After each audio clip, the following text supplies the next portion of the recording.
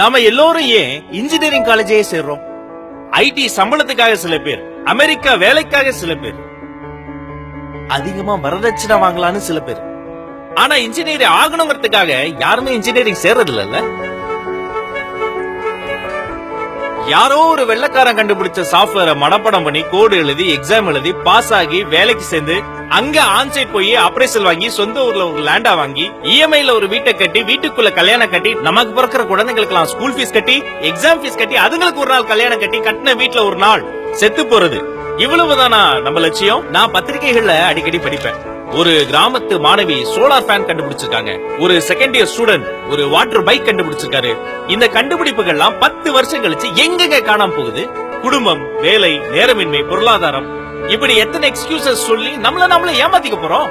Mechanical இன்ஜினியரிங்ல கிளாஸ்ல டாப்பரா இருப்போம். வீட்ல தண்ணி மூட்டை ரிப்பேர் ஆயிடுச்சுன்னா என்ன பண்ணணும் தெரியாது, பிளம்பருக்கு கால் பண்ணுவோம். எப்படி படிக்கணும்ன்ற யோசனை விதைக்க வேண்டிய எஜுகேஷனல் சிஸ்டம் எப்படியாச்சும் படிச்சணும்ன்ற பயத்தை மட்டும் தான் விதைக்கிறது.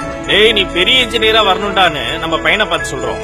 எப்ப வச்சோம் நீ சிறந்த இனோவேட்டரா வரணும்னு அவனை உற்சாகப்படுத்திருப்போம்.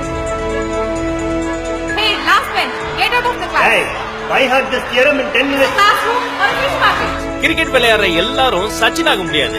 ஆனா சச்சின் இருக்கும் போது ஒரு MS தோனி வந்தான், கோலி வந்தான். வல்லவனுக்கு வல்லவன் இந்த வையகத்தில் உண்டு. இங்க தேவை நிறைய பயிற்சி, கொஞ்சம் முயற்சி. Wikipedia, Google search, cloud computing, எந்த வசதியும் இல்லாத அந்த காலத்திலேயே கல்லணையை கட்டினாங்க. ஆனால் டெக்னிக்கலி இன்னைக்கு கணக்கில் அடங்காத வசதிகள் இருக்கு. கட்டுமானங்களும் கண்டுபிடிப்புகளும் இருக்கா? குழந்தைகள் கையில் குட்டி குட்டி பலூன்கள் வந்தன. அந்த பலூனில் இருந்து ஹாட் ஏர் பலூன்ஸ், விமானங்கள், பாராசூட், ராக்கெட், சேட்டலைட் எல்லாம் வந்தன.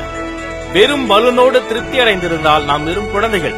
ஆனால் பறத்தல் குறித்து கனவு கண்டு அதை கண்டுபிடிப்புகளால் சாத்தியமாக்கியதால் தான் நாம் மனிதர்கள்.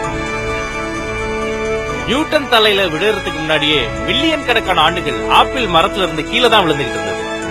ஆனா மேல இருந்து ஏன் கீழே விழுதுன்னு நியூட்டன் தலையில விழுந்த பிறகு அவர் யோசிச்சார். பூமிக்கு தியரி ஆஃப் கிராவிட்டி கிடைச்சு. இரும்புல செஞ்ச ஒரு ஆணி தண்ணியில போட்டா மூழ்குது. இரும்புலயே செய்த கப்பல் தண்ணிக்கு மேல மிதக்குது. ஆர்க்கிமிடிஸ் விதி.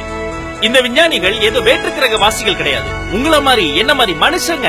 அவன் கேள்வி கேட்டான், யோசனை பிறந்துச்சு. நம்மள யாருமே கேள்வியே கேட்க விடுறது இல்ல, பதிலுக்கு நாம யோசிக்கிறதே இல்ல. வெறும் மார்க்குக்காக மட்டுமே வாழ்றதும் கறிக்கடையில பிராய்லர் கோழியா வாழ்றதும் ஒண்ணுதான். பேப்பர் போடுற ஒரு சாதாரண பையன், அந்த பேப்பருடைய ஹெட்லைன்ஸா வந்த வரலாற்றின் பெயர் தான் அப்துல் கலாம். இந்திய இன்ஜினியரிங் மாணவர்களுக்காக ஒரு போட்டியை நடத்துறாங்க. Agriculture, energy, water and environment, manufacturing technology and infrastructure, இந்த பிரிவுகள்ல பல புதிய கண்டுபிடிப்புகள் உங்ககிட்ட இருந்தா ஸ்கிரீன்ல தெரியுற இந்த வெப்சைட்டுக்கு போய் உடனடியா உங்க பேரை ரிஜிஸ்டர் பண்ணுங்க. ஃபர்ஸ்ட் பிரைஸ் ஜெயிக்கிறது மட்டும் வெற்றி கிடையாது. இத்தகைய புதிய முயற்சிகளில் பார்ட்டிசிபேட் பண்றதே ஒரு மிகப்பெரிய வெற்றி. அடுத்த நாட்டு விஞ்ஞானிகளின் கண்டுபிடிப்புகளை படிப்பது இருக்கட்டும், அடுத்த கண்டுபிடிப்பு நம் மண்ணில் இருந்தே பிறக்கட்டும்.